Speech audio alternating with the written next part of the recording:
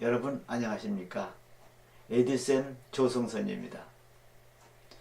지난 시간 제3강에서 강충인 박사는 산업혁명의 발달과 인류의 발달을 살펴보는 강연을 해주셨습니다. 이번 제4강에서는 4차 혁명 시대에 우리의 학교 현장이나 대학에서 어떤 교육 전략을 세워야 하는지, 그리고 세계 유수 대학에서 실시하고 있는 대응 방안은 무엇인지 팩트를 중심으로 설명해 주십니다. 특히 무크 교육이나 멘토링 학습 방법, 그리고 융합교육에 대한 이론과 실제도 심도 있게 강의해 주십니다.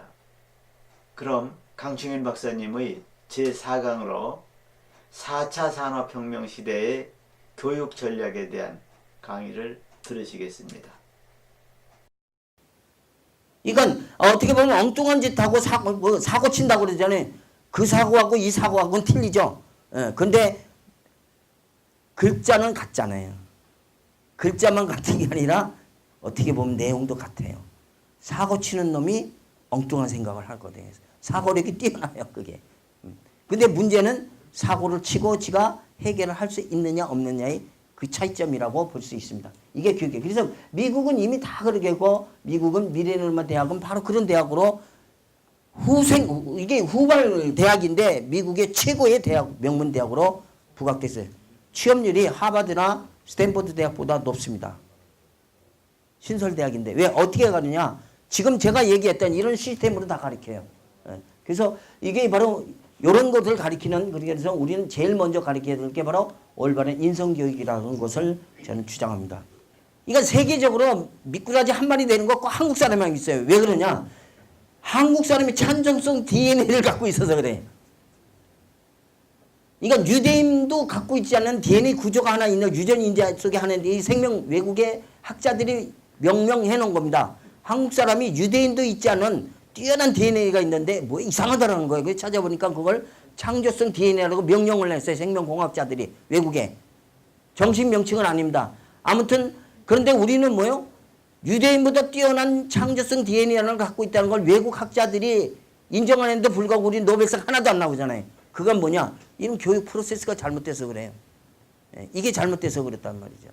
그래서 이제는 시대도 바뀌었고 교육도 이제는 그런 관점에서 바뀌어야 된다. 바꾸기만 하면 노벨상 아마 우리가 뭐 싹쓸이 해올지도 몰라요. 왜? 남들이 보지 못한 걸 우리 한국 사람은 보고 남들이 생각 못한 걸 하는 거예요. 그러니까 이 대회가 장사판으로 한다는 걸 아무도 생각 못하는데 한국 사람이 이걸 판을 깨놨어. 장사판으로. 그래갖고 여기가 지금 희석돼 있어요. 지금. 이런 아픈 상처도 있습니다. 이럴 때면. 그 교육이 바로 이 교육이 무엇을 가리키는 교육이냐? 팀워크를 가리킵니다. 5명에서 7명의 팀을 짜주고 그냥 짜주는 것이 아니라 한 사람 한 사람의 역할이라는 게 역할론.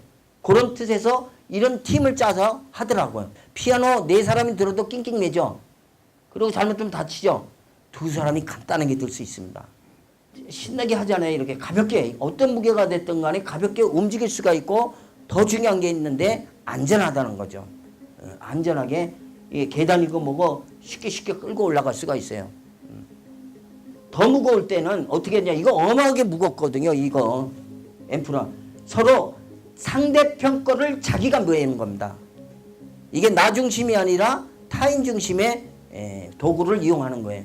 이게 바로 뭐요? 지식이 아니에요. 이거는 지혜죠. 지식을 가리키면 안 된다는 게 바로 이런 얘기예요. 자, 그래서 이런 학생들 이런 것 사원 평가할 때 인성의 기본티인데 바로 지금 얘기했던 이런 것들이 인성이에요. 단순하게 가리키는 게 인성이 아니라 지금 제가 얘기하는 이런 거 보니까 협동정신 뭐 하는 것들, 그리고 이게 이제 배려 나름 그런 얘기거든요. 이걸 어떻게 배려하고 상대 중심, 내 중심이 아니라 상대 중심. 왜 나는 이렇게 똑같은 걸 봤는데 나는 이렇게 생각해, 너는 이렇게 생각하는가를 서로 뭐예요? 커뮤니케이션 하는 거예요. 그러면 어떻게 상대 얘기를 들어야 되죠. 그러니까 어떻게 돼요? 끝까지 들어야죠. 근데 우린 그게 아니에요. 조금 듣다가 자기 얘기하니 그거 그렇다고 그만둬. 그건 내가 더 잘해. 이렇게 얘기해 버린다는 거죠. 언더스탠은 그게 아니에요. 끝까지 듣는 겁니다. 때에 따라서는 모르면서 아는 척하는 것 같아. 그래도 기다리는 거예요. 이게 기다림의 교육이에요. 인내의 교육이라는 거죠. 바로 협동의 교육이라는 게 바로 그게 바로 협동. 그러면서 어떻게 융합할 건가 하면서 협동과 융합에 동안 아이디어를 창출하는 게 단순한 아이디어는 아이디어가 아닙니다. 그건 상상이에요. 몽상이에요. 실질적인 상품 가치를 못 만든다 이거죠. 이게 바로 뿌리교육이라고 해서 제가 70분 때 쓴 책인데 여러분들 참고를 하시면 나중에 좋을 것 같습니다. 자, 그래서 미국의 대학은 암기 아니라 EA 대화 토론 커뮤니케이션엔 그런 토론이었는데 미국의 대학이 참 그랬어요. 대학의 변화가 일어납니다. 어떤 졸업장 학위 이게 중요한 게 아니라 이제 리얼 타임으로 평생 동안 죽을 때까지 하는 거예요. 교육은 죽을 때까지 하잖아요. 교육은. 그래서 평생 교육이라는 단어인데 바로 이 교육 방법이 바로 무크예요. 무크. 이게 이제 무크 교육은 미국의 이제 무크 교육은 하버드 대나 무슨 대학의 명문 최고의 교수진을 짜갖고 강의를 딱 그러니까 인터넷 강좌입니다. 이거 딱 올려면 한 강좌에 보통 10만에서 전 세계에서 신청하니까 10만에서 15만씩 클릭해서 들어와서 신청을 해요. 근데 졸업할 적에는요 8,000명이 안 됩니다. 3,000명이 안 됩니다. 근데 재작년 같은 경우에는 그 10만 명이 넘는 학생이 신청을 해갖고 마지막 수료했을 때 최고의 학생이 누구냐? 미국 하버드 출신. 이거 하버드 학생들도 들어와요. 옥스퍼드 캠브리지 학생들도 무크 교육에 들어와요. 너무 질이 좋기 때문에. 예. 근데 2년 전에 여기 최고 학생은 바로 몽골 학생이었어요. 예. 이게 세계의 변화예요, 이게. 예. 그래서 이 대학, 이 무크 교육이나 미르네바 이쪽에 특히 프랑스의 최고 명문 대학으로 뜬 게 바로 에꼴 42 대학입니다. 에꼴이라는 단어가 프랑스어로서 이건 학교라는 단어라고 해요. 전 프랑스에 그렇게 나와 있더라고요. 프랑스는 이제 번호로 나가는 게 주로 많이 있으니까 42 대학이 인터넷에 한 번씩 보시기 바랍니다. 지금요, 제가 이제 강의할 때 보면은 이제 어느 정도 뭐한 분들이 듣는구나, 뭐 하는구나. 특히 교수들 강의할 때 보면은 딱 견적이 딱 나옵니다. 하나같이 딱 짜려보고 이렇게 다리 흔드는 사람부터 열십자를 하는 사람, 별 사람 다 있습니다. 근데 이게 밑으로 내려갈수록 애들은 뭐냐 기록하는 정도 걔는 기록 아니야. 핸드폰 꺼내갖고 앞에서 강사 얘기 실시간으로 검색 다 해요. 예. 그래갖고 실시간으로 검색한 거 가지고 나중에 저는 여긴 이렇게 해놨는데 이거 뭔 얘기예요? 뭔 얘기해달라고 바로 그 자리에서 질문합니다. 그러면 그 준비 안 된 사람은 황당한 거죠. 이게 시대의 변화예요, 그게. 그러니까 그런 아이들 가르치기가 더 좋은 거예요. 더 좋은 거예요. 재밌다고요. 준비돼 있으면 되는데 준비 안 돼 있으면 황당한 거죠. 암기 다 탈퇴하고 이제는 체험과 경험. 모든 평가 시험은 없습니다. 평가 시험은 없어요. 지금 앞서 얘기했던 에꼴 42 대학은 특징이 있어요. 교수가 없습니다. 대학에. 교수가 아예 없는 게 아니라 교수는 있는데 가르치는 교수가 없어요. 교수는 있어요. 가르치는 학과 담당 교수가 자기가 안 한다 이런 얘기예요. 어떻게 멘토 학습을 하는 거죠. 멘토는 코칭 역할만 했는 거예요. 멘티. 또 하나 시험이 없습니다. 이 대학. 또 하나 강의실이 지정되어 있지는 않아요. 캠퍼스 전체가 다 강의실이에요. 이게요. 지금 신생대학이 따끈따끈한 대학이에요. 진짜. 근데 세계 최고의 기업 구글, 페이스 막 이런 데에서 얘네들 전부 스카우트가 왔어요. 얘네들.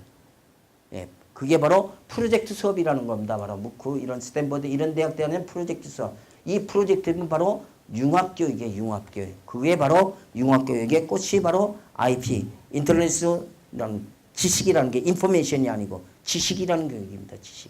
지식 재산이라는 게 지식 재산. 어떻게 지식재산권을 가질 건가. 이게 지금 그래서 트럼프하고 시진핑하고 싸우는 거고 요걸 조금 알아가지고 바로 일본 걔네들이 요거 조금 써먹는 게 걔네들은 잘못 짚었어 지금. 헛다리 짚었다고 이제 좀 두고 보세요. 예, 왜냐하면 미국하고는 다르거든요, 일본이. 그리고 한국이 과거의 한국이 아니에요, 지금. 일본보다 앞서 있는 교육들이 굉장히 많아요. 근데 원초적인 기술은 한국이 일본을 못 쫓아갑니다. 그건 인정을 해야 되는 거예요. 근데 문제는 일본이 그건 가지고 있지만 실질적인 상품 만들어는 한국이 앞서갔기 때문에 일본은 한국하고 협력하지 않으면 일본은 경쟁력을 만들지 못하는 경우로 빠져버렸어요, 이제는. 그게 바로 공생공존의 사회, 국제적인 라이프 사이클이기 때문에.